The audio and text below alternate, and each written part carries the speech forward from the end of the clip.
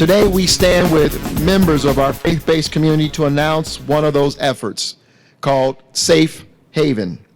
Safe Haven is a faith-led initiative designed to support community members who struggle with trauma, fear, or frustration as a result of gang violence.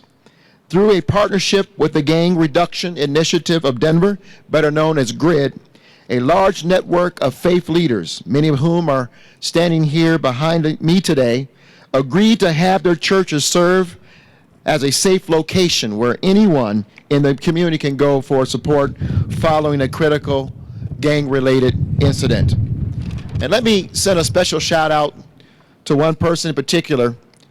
First to Reverend Kelly, who is the original Safe Haven following gang activity in our city.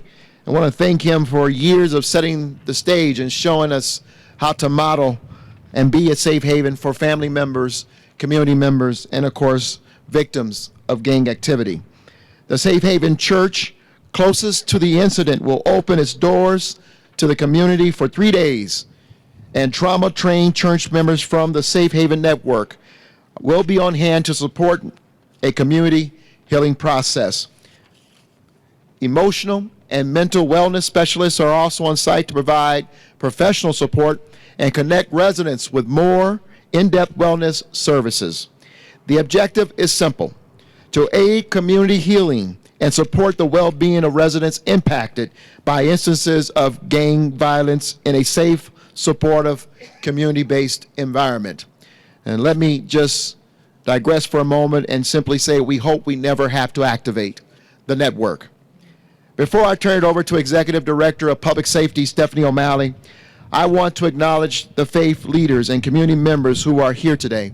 I want to, on behalf of this entire city, thank them for their commitment to the Safe Haven Initiative.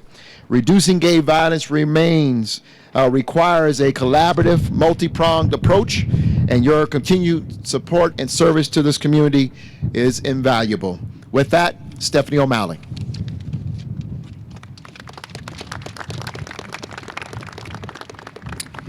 Thank you, Mayor.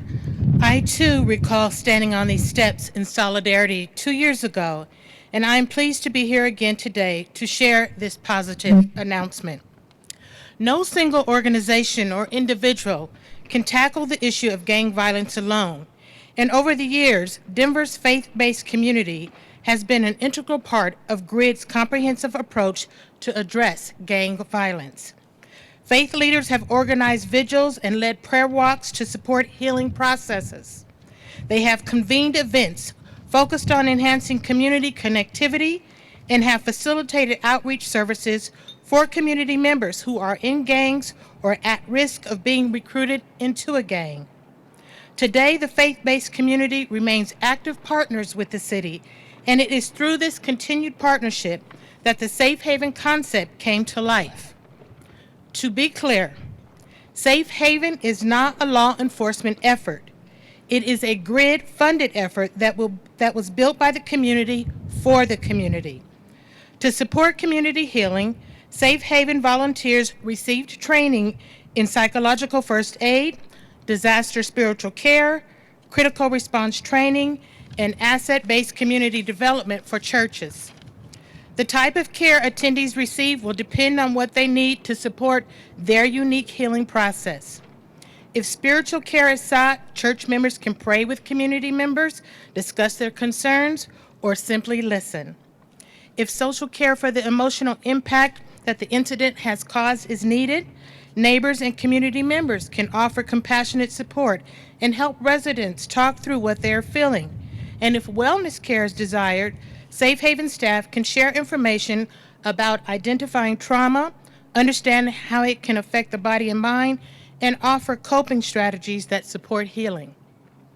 Regardless of what community members need, they will find support, compassion, and a safe place to heal at a Safe Haven.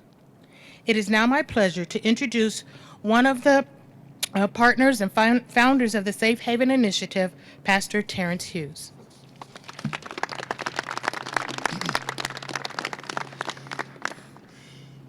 Today is a great day in the city.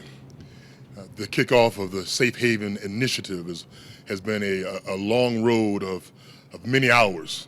As one of the founders of the project with Dr. Malcolm Newton and the GRID staff, pouring together to bring together our community members. We have Pastor Philip Abeda and Pastor Eric Garcia, also members of our board, who focused on the healing of our community. We know that gang violence, there has to be a suppression model, but we believe there has to be a spiritual healing model. And we believe Safe Haven to be this project.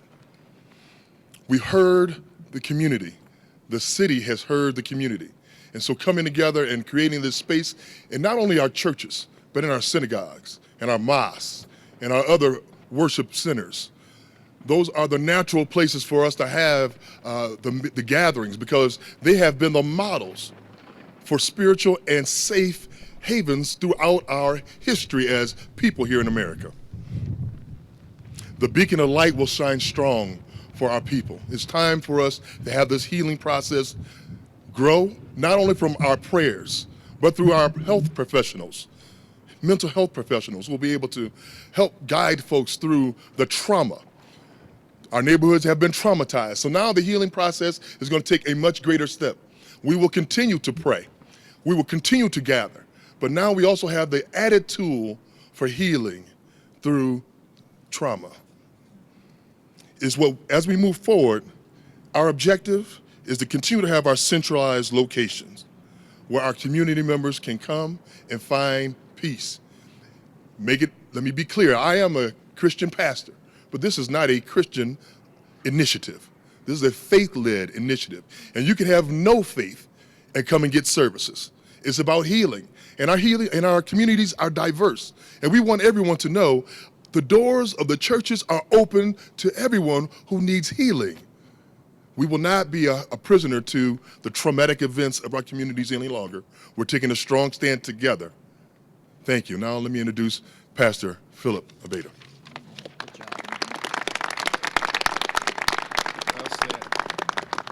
One of the main purposes of Safe Haven is to initiate a healing process.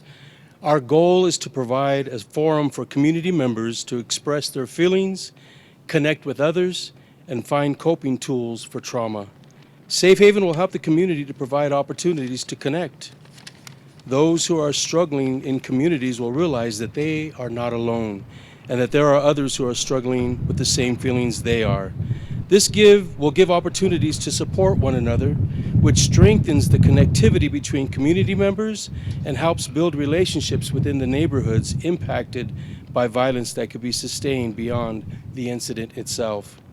Safe Haven is not an individual, fragmented effort, but a coordinated approach supported by a large network of faith-based organizations. This initiative creates a level of connectivity with other churches that did not exist before. We are fully prepared to serve the community when they need it most, immediately following a violent incident. The bottom line is this: we need to be there for one another when incidents occur that threaten our well-being and the well-being of our neighborhoods. And Safe Haven will allow us to do just that. Thank you.